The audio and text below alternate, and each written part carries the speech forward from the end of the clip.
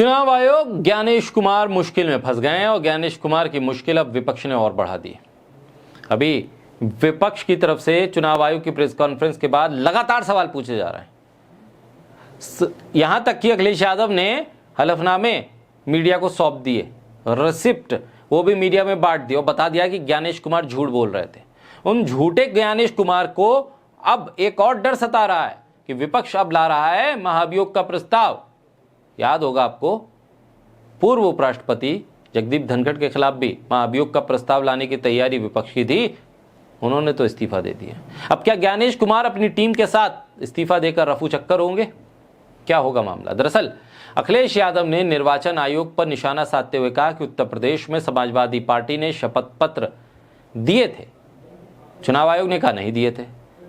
अब हलफनामों के साथ अखिलेश यादव ने बकायदा ट्वीट करके हलफनामे दिए, उसकी रिसिप्ट दी, वो भी टैग की, और कार्यालय की पावती को भी देखने के लिए कहा। डाक विभाग की दी गई रसीदें भी टैग कर दी। इस पर मांग करते हुए अखिलेश यादव ने कहा है कि निर्वाचन आयोग शपथ पत्र दे कि ये जो डिजिटल रसीद भेजी गई है वो सही है या नहीं है, नहीं तो निर्वाचन आयोग के साथ साथ डिजिटल इंडिया भी शक के घेरे में आ जाएगा। अखिलेश यादव ने कहा कि बीजेपी जाए तो सत्यता आए। अखिलेश यादव का बयान मुख्य चुनाव आयुक्त ज्ञानेश कुमार की प्रेस कॉन्फ्रेंस में वोट चोरी और दूसरी अनियमितताओं पर विपक्ष के आरोपों को गलत बताने के बाद आया था। अखिलेश यादव ने इससे पहले ट्विटर पर लिखा था कि समाजवादी पार्टी ने वोट डकैती के 18,000 शपथ पत्र आयोग को दिए थे, लेकिन कार्रवाई नहीं हुई। कार्रवाई के नाम पर 0, 0। और अब अखिलेश यादव ने पत्रकारों को बकायदा वो एफिडेविट की कॉपी दे दी। 2022 विधानसभा चुनाव के बाद समाजवादी पार्टी ने 18,000 एफिडेविट चुनाव आयोग को दिए थे, उस पर कोई कार्रवाई नहीं हुई। अखिलेश यादव ने बकायदा मोबाइल दिखाते हुए बताया था कि ये रिसिप्ट है और प्रिंट आउट मैं अब आपको दूंगा। उसके बाद उन्होंने प्रिंट आउट दिया। बिहार में वोटर लिस्ट की SIR करने में जो अनियमितताएं हो रही हैं उस पर विपक्ष एकजुट हो गया। अब तैयारी है महाभियोग की। मीडिया रिपोर्ट्स के मुताबिक विपक्ष ज्ञानेश कुमार के खिलाफ सदन में महाभियोग का प्रस्ताव ला सकता है। विपक्ष मुख्य चुनाव आयुक्त के व्यवहार से नाराज है। विपक्ष बिहार में वोटर लिस्ट के नाम पर काटे जाने वाले वोटों की चोरी के तमाम आरोपों और पक्षपात को लेकर चुनाव आयोग पर लगातार आक्रामक रुख अपनाए हुए। कांग्रेस के राज्यसभा सांसद सैयद नसीर हुसैन ने कहा कि पार्टी लोकतंत्र के सभी संवैधानिक हथियारों का इस्तेमाल करने को तैयार है। उन्होंने कहा जरूरत पड़ी तो हम लोकतंत्र के तहत उपलब्ध सभी हथियारों का इस्तेमाल करेंगे। अभी तक महाभियोग को लेकर चर्चा हो रही है, लेकिन आगे इसको लेकर और मुखरता के साथ विपक्ष आएगा। ऐसे में बड़ा सवाल यह है कि क्या मुख्य चुनाव आयुक्त के खिलाफ महाभियोग का प्रस्ताव आने तक इस्तीफा हो जाएगा? ज्ञानेश कुमार इस्तीफा देकर हट जाएंगे? भारतीय संविधान में मुख्य चुनाव आयुक्त और चुनाव आयुक्तों को हटाने की प्रक्रिया स्पष्ट रूप से तय है।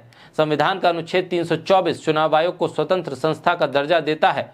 मुख्य चुनाव आयुक्त को हटाने की प्रक्रिया सुप्रीम कोर्ट के जज के समान ही है। इसका मतलब है कि उन्हें केवल महाभियोग के जरिए ही हटाया जा सकता है। चुनाव आयोग को स्वतंत्र संस्था का दर्जा देता है। मुख्य चुनाव आयुक्त को हटाने की प्रक्रिया सुप्रीम कोर्ट के जज की तरह है। ऐसे में लोकसभा या राज्यसभा दोनों में से किसी एक सदन में प्रस्ताव लाया जा सकता है। इस प्रस्ताव को सदन में मौजूद और मतदान वाले दिन सदस्यों के 2/3 बहुमत से पारित होना होगा। इसके बाद प्रस्ताव दूसरे सदन में जाएगा और वहां भी 2/3 बहुमत से इसे पारित कराना अनिवार्य होगा। ऐसे में वरिष्ठ पत्रकार दीपक शर्मा ने लिखा कि 24 घंटे पहले तक ज्ञानेश कुमार गुप्ता को लग रहा था कि उन्होंने विपक्ष की चूड़ी कस दी है, राहुल गांधी को डरा दिया है, लेकिन दाव उल्टा पड़ गया। विपक्ष अब ज्ञानेश कुमार के खिलाफ महाभियोग लाने की तैयारी में है और चुनाव आयोग में घबराहट है। शायद गुप्ता जी मिजाज नहीं समझ पाए गांधी का। अब विपक्ष कह रहा है कि हम पूरी तरह से तैयार हैं। रण में अब महाराष्ट्र से लेकर दिल्ली और दिल्ली से लेकर यूपी के बाद बिहार और देश के हर राज्य में विपक्ष के उठ रहे सवालों का जवाब न देने की वजह से चुनाव आयोग कटघरे में। चुनाव आयोग से सवाल करो, बीजेपी जवाब देती है।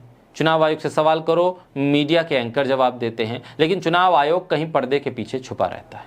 और जब जवाब देने आता है तो कुतर्क और फिर कमज़ोर लॉजिक के साथ प्रेस कॉन्फ्रेंस करता है।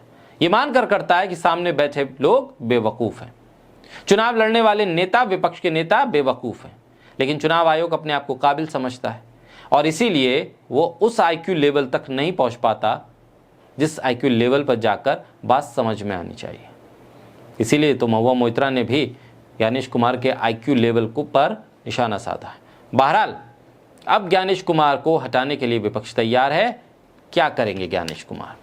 सत्ता का संरक्षण हासिल करेंगे, दुहाई देंगे हमें बचा लीजिए, क्योंकि सरकार के साथ खड़े होंगे ज्ञानेश कुमार और सरकार उनके साथ खड़ी होगी और फिर देखते हैं कि विपक्ष किस तरह से महाभियोग के प्रस्ताव को लेकर आता है। लेकिन अविश्वास जरूर अब खुलकर इलेक्शन कमीशन के खिलाफ है। अविश्वास है और इस अविश्वास को विश्वास में बदलने की कोशिश भी नहीं कर रहे हैं ज्ञानेश कुमार, बल्कि उस अविश्वास को और मजबूत करते चले जा रहे हैं। ऐसे में लोकतंत्र को मजबूत करने का काम जिनके कंधों पर है वो विश्वास बहाली ही नहीं कर पा रहे हैं, तो फिर अपना काम किस तरह से करेंगे?